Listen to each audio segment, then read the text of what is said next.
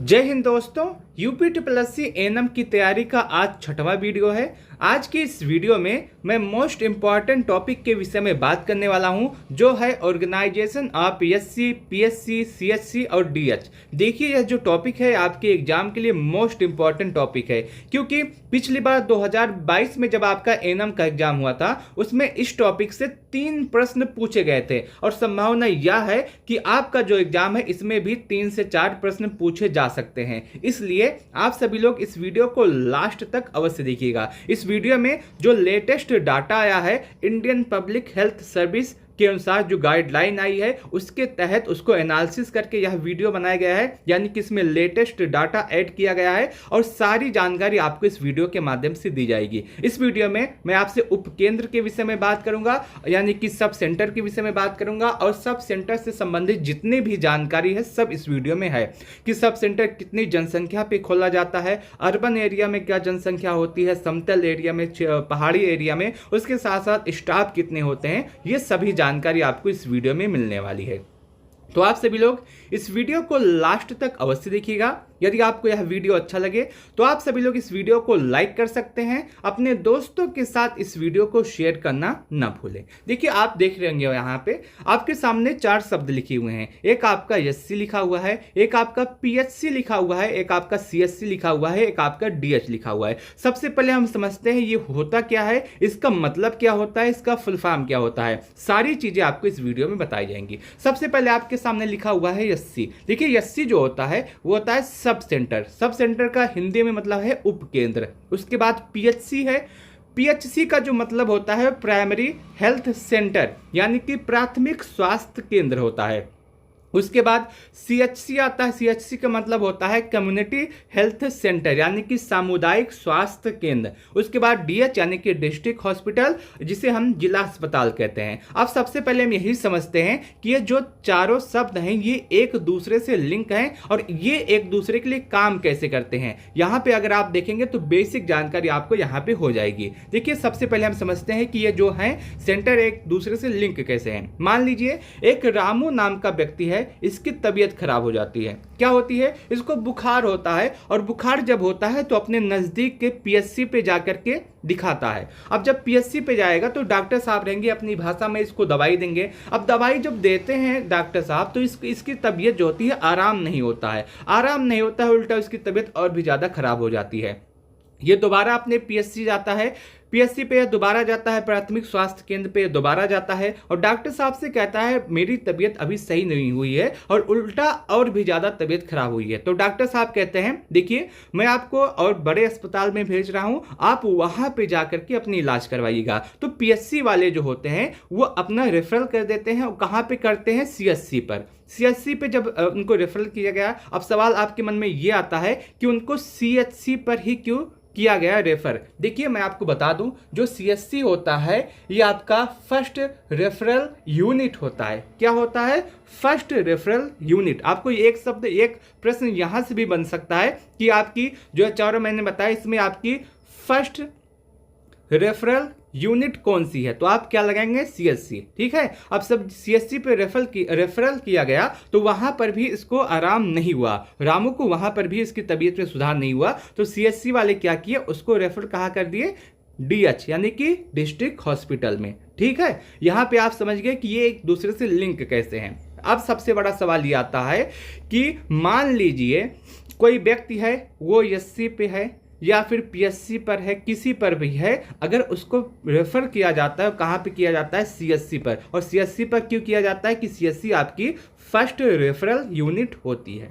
ठीक है। अब समझते हैं आपका पूरा प्रोसेस कि बनाया क्यों गया है, इसके लाभ क्या हैं और ये क्यों काम करता है। यहाँ पे हम यहाँ से समझने का प्रयास करते हैं।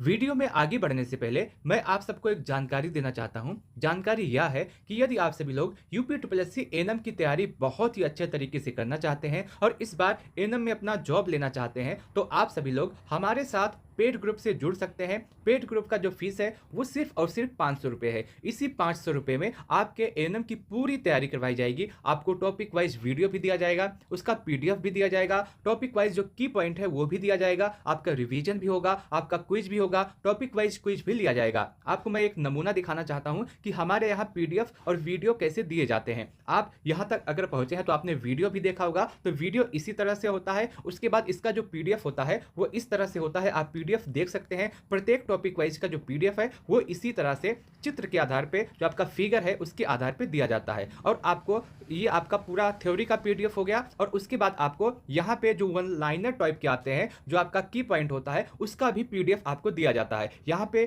की पॉइंट का आप नमूना देख सकते हैं। यहाँ से इस तरह से पीडीएफ आपको दिया जाता है। और उसके बाद रोज शाम 8 बजे क्या होता है, क्विज होता है। क्विज आपको रोज शाम 8 बजे दिया जाता है। आज मान लीजिए जो टॉपिक चला उसका क्विज शाम को 8 बजे दिया जाता है। तो इस तरह से क्विज भी बच्चे देते हैं। यहाँ पे पूरी सुविधा आपको उपलब्ध है सिर्फ और सिर्फ 500 रुपये में। यानी कि आप अगर 500 रुपये दीजिए तो आपकी पूरी तैयारी हमारे माध्यम से करवाई जाएगी और बहुत ही अच्छे लेवल की करवाई जाएगी।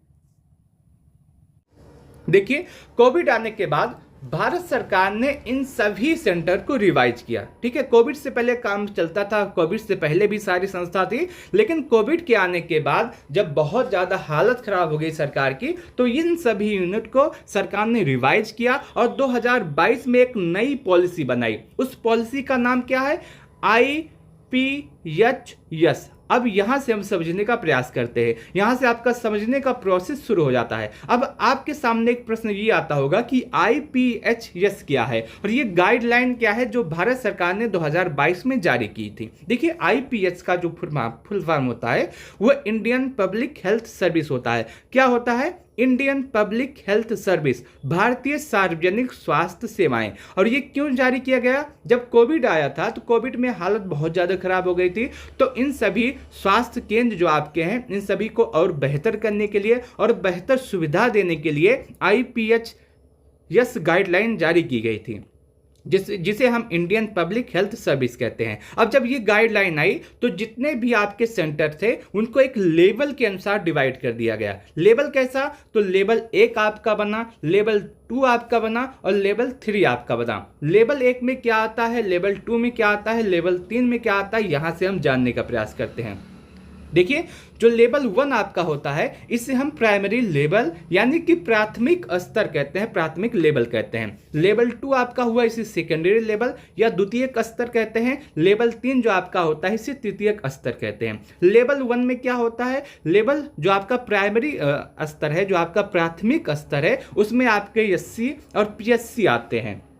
क्या आता है, SC और PSC आता है। उसके बाद जो सेकेंडरी लेवल, जो द्वितीय लेवल होता है, उसमें CSC आता है। और जो आपका तृतीय लेवल होता है उसमें डिस्ट्रिक्ट हॉस्पिटल और मेडिकल कॉलेज आते हैं। आपसे ऐसे भी प्रश्न पूछा जा सकता है, जो आपका CSC है वो किस लेवल के अंतर्गत आता है, लेवल 1 के कि लेवल 2 के कि लेवल 3 के। आपसे ऐसे भी प्रश्न पूछा जा सकता है, जो आपका SC है वो किस लेवल के अंतर्गत आता है, प्राथमिक, द्वितीयक या फिर तृतीयक।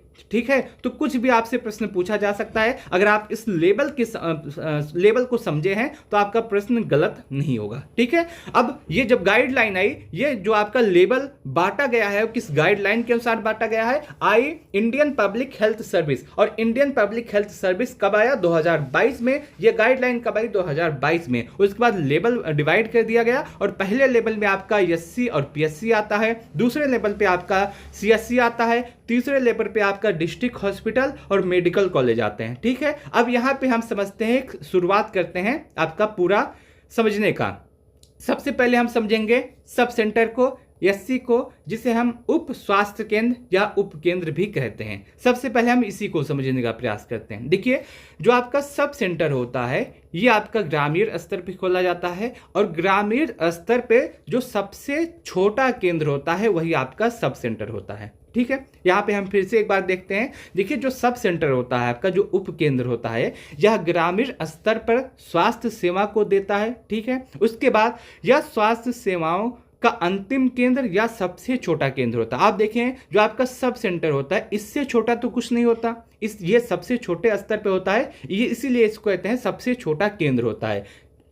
ठीक है, अब यहाँ पे समझिए। अब यहाँ से और एक बात और देखिएगा कि आयुष्मान योजना के तहत लगभग 1,50,000 उपकेंद्रों को, प्राथमिक स्वास्थ्य देखभाल केंद्र को, स्वास्थ्य और कल्याण केंद्र जिसे हम हेल्थ एंड वेलनेस सेंटर के नाम से जानते हैं, में बदलने का निर्णय लिया गया, बदलने का फैसला लिया गया। देखिए अब एक बार इसको हम फिर से समझते हैं। आयुष्मान योजना के तहत लगभग 1,50,000 उपकेंद्र का मतलब जिसे हम सब सेंटर कहते हैं, को स्वास्थ्य और कल्याण केंद्र जिसे हम इंग्लिश में हेल्थ एंड वेलनेस सेंटर कहते हैं में बदलने का फैसला लिया गया। अब सवाल ये आता है कि ये जो हेल्थ वेलनेस सेंटर है, जो आपका स्वास्थ्य और कल्याण केंद्र है, ये होता क्या है और क्यों इसमें बदलने का फैसला लिया गया है उपकेंद्रों को। आपसे यह भी सवाल पूछा जा सकता है कि कितने उपकेंद्रों को बदलने का फैसला लिया गया है, तो 1,50,000 को। किस में बदलने का फैसला लिया गया है उपकेंद्रों को, तो हेल्थ एंड वेलनेस सेंटर में बदलने का फैसला लिया गया है। अब यहाँ से हम समझते हैं कि जो आपका हेल्थ एंड वेलनेस सेंटर है ये होता क्या है, ये इसमें क्यों बदला गया है और ये काम कैसे करता है। सबसे पहले अगर हम समझें हेल्थ एंड वेलनेस सेंटर जो होता है, अब इसको समझते हैं। मान लीजिए आपका पूरा भारत का, पूरे उत्तर प्रदेश का मैप है, यह आपका पूरे उत्तर प्रदेश का मैप है और यहाँ पे छोटे छोटे जो आपके बने हुए हैं ये क्या है, ये आपका सब सेंटर है, ये आपका उपकेंद्र है जो हम समझ रहे हैं, जो हम पढ़ रहे हैं। अब ये आपके छोटे छोटे आप देख रहे होंगे कि सभी पूरे उत्तर प्रदेश में आपके सब सेंटर खोले गए हैं। लेकिन आयुष्मान जो योजना आई थी 2018 में, ये आयुष्मान योजना कब आई थी, 2018 में। आयुष्मान योजना के तहत उसके बाद 2022 से जो आपके जो सब सेंटर हैं, जो आपके छोटे छोटे सब सेंटर हैं, इसको थोड़ा सा बदलाव किया गया। इसी को जो आपके सब सेंटर हैं, इसी को क्या कह दिया गया, इसी को कह दिया गया हेल्थ एंड वेलनेस सेंटर। इसमें कुछ बदलाव नहीं किया गया। हेल्थ एंड वेलनेस सेंटर को दोबारा से नहीं खोला गया, जो आपके सब सेंटर थे उसी में बदलाव करके इसको हेल्थ एंड वेलनेस सेंटर का नाम दे दिया गया और कहा गया कि इस सेंटर पर अब केंद्र सरकार अपना स्वास्थ्य सेवाएं प्रदान करेगी। ठीक है, एक बार हम इसको फिर से समझते हैं। जो आपका पूरे उत्तर प्रदेश में जो आपके छोटे छोटे सब सेंटर थे, जो आपके छोटे छोटे सब सेंटर थे, आयुष्मान भारत योजना 2018 के तहत 2022 से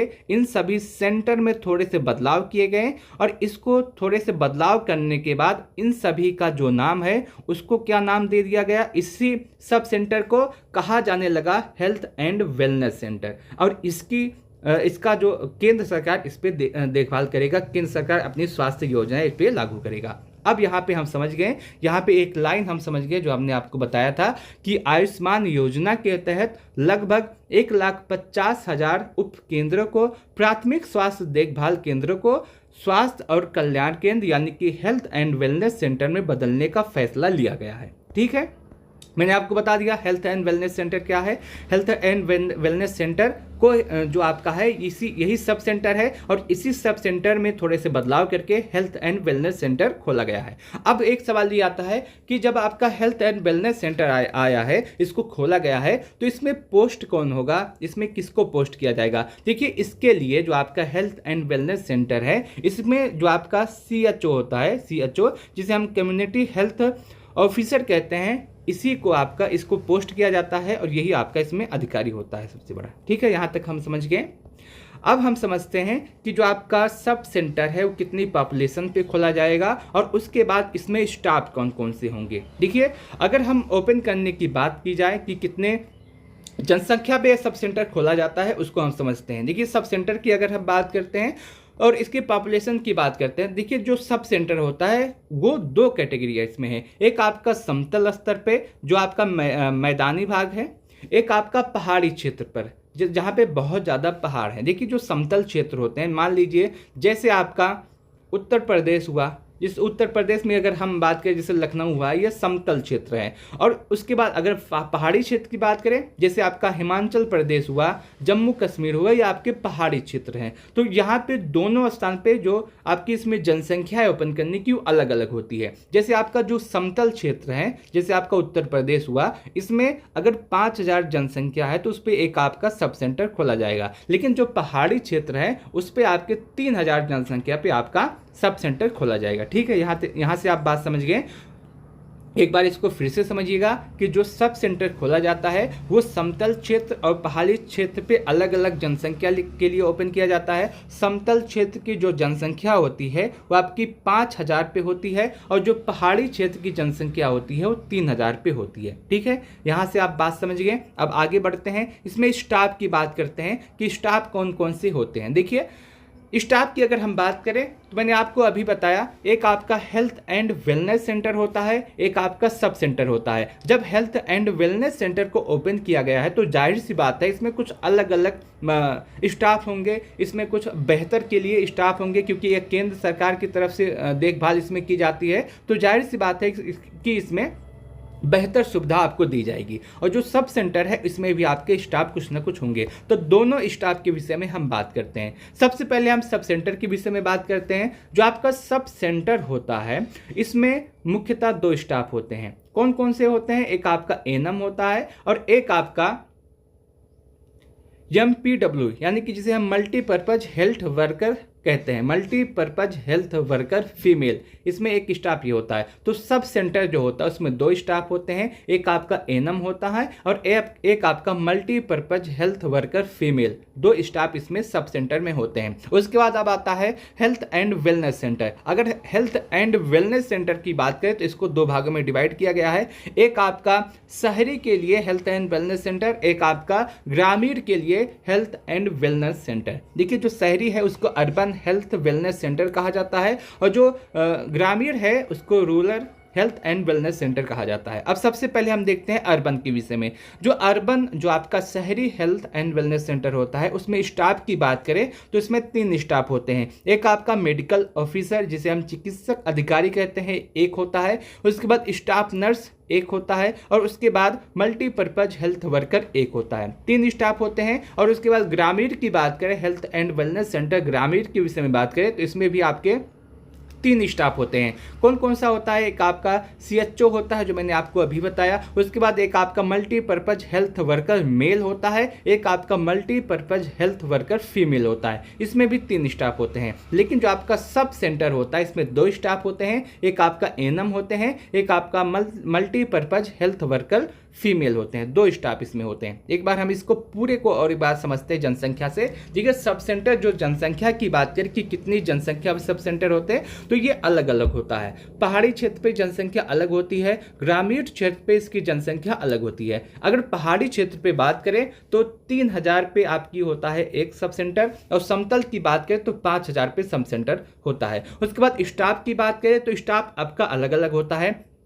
हेल्थ एंड वेलनेस सेंटर का स्टाफ अलग होगा, सब सेंटर का स्टाफ अलग होगा। सबसे पहले हम सब सेंटर की बात करें तो सब सेंटर में अगर हम देखें तो 2 स्टाफ होते हैं। एक आपका एएनएम होता है जो आपकी वैकेंसी है और दूसरा आपका मल्टीपर्पज हेल्थ वर्कर फीमेल होता है। वही हेल्थ एंड वेलनेस सेंटर की बात करें तो इसमें आपके 2 होते हैं, एक आपका शहरी हेल्थ एंड वेलनेस सेंटर, एक आपका ग्रामीण हेल्थ एंड वेलनेस सेंटर। सबसे पहले शहरी की बात करते हैं तो शहरी जो आपका हेल्थ एंड वेलनेस सेंटर होता है उसमें 3 स्टाफ होते हैं। एक आपका मेडिकल ऑफिसर चिकित्सा अधिकारी जिसे हम कहते हैं, एक आपका स्टाफ नर्स एक होता है और आपका एक मल्टीपर्पज हेल्थ वर्कर एक होता है। वहीं ग्रामीण की बात करें तो इसमें आपका CHO एक होता है।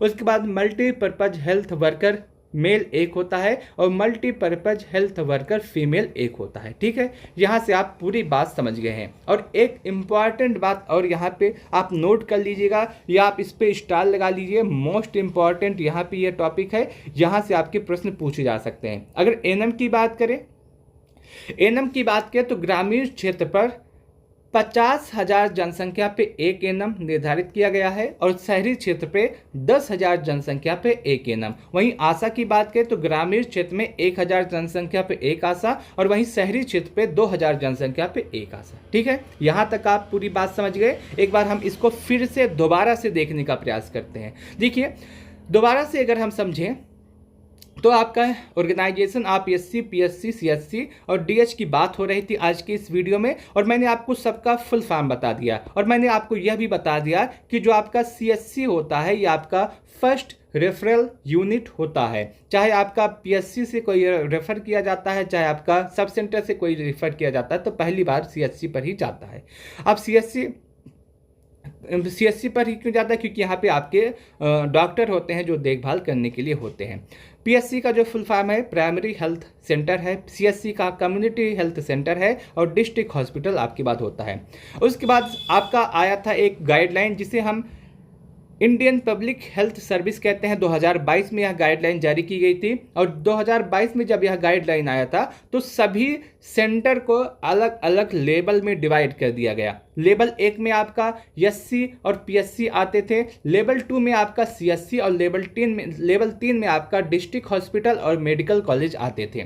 अब सब सेंटर के विषय में हमने जानने का प्रयास किया था। तो सब सेंटर में मैंने आपको बताया था ये ग्रामीण स्तर का स्वास्थ्य सेवाओं को देता है और इसके साथ साथ ये जो होता है स्वास्थ्य सेवाओं का अंतिम केंद्र या फिर सबसे छोटा केंद्र होता है। क्योंकि आप स्वतः ही देखिए कि सब सेंटर से नीचे कुछ भी नहीं होता है, जो भी होता है सब सेंटर से पहले होता है। सब सेंटर से ऊपर आपके CSC होते हैं, PSC होते हैं, डिस्ट्रिक्ट हॉस्पिटल होते हैं, मेडिकल कॉलेज होते हैं, इसके ऊपर होते हैं, इससे नीचे कुछ भी नहीं होता है। और उसके साथ साथ आयुष्मान योजना के तहत लगभग 1,50,000 उपकेंद्रों को हेल्थ एंड वेलनेस सेंटर में बदलने का फैसला लिया गया था। अब हेल्थ एंड वेलनेस सेंटर क्या है और इसको क्यों खोला गया? यहाँ से हमने बताया कि हेल्थ और वेलनेस जो सेंटर है कुछ अलग से नहीं है, जो आपका उप केंद्र है इसी में कुछ बदलाव करके आपके हेल्थ एंड वेलनेस सेंटर इसका नाम दिया गया था। और हेल्थ और वेलनेस सेंटर पे एक ऑफिसर है जिसका नाम कम्युनिटी हेल्थ ऑफिसर रखा गया था और ये केंद्र सरकार के देखरेख में ही काम करेगा। सब सेंटर में मैंने बताया कि आपका कितनी जनसंख्या में ओपन किया जाएगा। तो सब सेंटर में 2 स्तर हैं, एक आपका समतल क्षेत्र, एक आपका पहाड़ी क्षेत्र। समतल क्षेत्र पे 5,000 की जनसंख्या पे, पहाड़ी क्षेत्र पे 3,000 की जनसंख्या पे। स्टाफ के विषय में बता दिया मैंने। सब सेंटर पे 2 स्टाफ, ANM और मल्टीपर्पज हेल्थ वर्कर फीमेल। ठीक है, यहाँ पे आप पूरा PDF देख सकते हैं और मैंने उसके साथ साथ ये भी बता दिया तो आप यहाँ से देख सकते हैं। अब दूसरी बात मैं आपको बता दूँ कि आप यदि इस पूरे क्लास का PDF लेना चाहते हैं, PDF प्राप्त करना चाहते हैं तो आप हमारे टेलीग्राम चैनल से जुड़ सकते हैं जिसका लिंक आपको डिस्क्रिप्शन बॉक्स में, उसके साथ साथ कमेंट बॉक्स में मिल जाएगा। अगर आपको टेलीग्राम चैनल का लिंक नहीं मिलता है तो आप हमारे 90 26 92 73 15 पे मैसेज कर सकते हैं। उसके साथ साथ आप हमारी इस UP एग्जाम्स यूट्यूब चैनल को भी सब्सक्राइब कर सकते हैं। इस चैनल के माध्यम से आपको पूरा ANM का पूरा कोर्स फ्री में इसी यूट्यूब चैनल पे कवर कराया जाएगा। और उसके साथ साथ मैं आपको बता दूं, जो आपका ये टेलीग्राम चैनल है, आज आपका यह वीडियो चला, ये वीडियो आपको मिलता है 11 बजे, ये वीडियो आपको मिलता है 11 बजे, ये वीडियो आपको दिया गया। अब इस वीडियो में जितने भी जानकारी दी गई है आपको, जितने भी इम्पॉर्टेंट फैक्ट हैं, उन सभी का जो प्रैक्टिस सेट है वो आपको 8 PM पे टेलीग्राम चैनल पे दिया जाता है। कहाँ पे दिया जाता है? टेलीग्राम चैनल पे। तो आप टेलीग्राम चैनल को अवश्य ज्वाइन कीजिएगा क्योंकि 11 बजे जो आपका क्लास आता है उससे संबंधित जितने भी इंपॉर्टेंट क्वेश्चन हैं वो 8 PM पर आपको टेलीग्राम चैनल पर ही दिए जाते हैं। तो वहाँ से आप सारे प्रश्नों को हल कर सकते हैं। ठीक है, और उसके साथ साथ मैं आपको बता दूँ कि इस चैनल के माध्यम से आपको पूरा फ्री कोर्स कवर कराया जाएगा। अब आपसे कुछ सवाल मैं पूछना चाहता हूँ। सवाल सबसे पहले आपका ये है कि जो आपका SC है इसका फुल फॉर्म क्या है, जो आपका PSC है, जो आपका CSC है, जो और DH है, ये 4 हैं। आपको इन चारों का फुल फॉर्म बताना है। मैंने आज तक जितने भी सवाल पूछे हैं आप सब ने बहुत ही अच्छे से जवाब दिया है, तो आगे भी आप इसका जवाब ऐसे ही देते रहिएगा। सबसे पहले आपको चारों का फुल फॉर्म बताना है। उसके बाद आपका आता है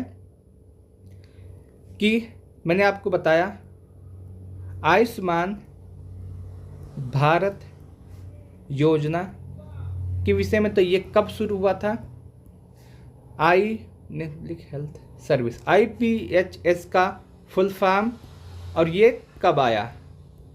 उसके बाद जो आपका SC है वो शहरी और ग्रामीण, ये कितनी जनसंख्या पर आपका होता है ओपन, दोनों आपको बताना है। और उसके बाद जो आपका SC होता है इसमें स्टाफ कौन कौन सा है आपको ये बताना है। ये आपके प्रश्न है और इसका जवाब आपको कमेंट सेक्शन के माध्यम से देना है।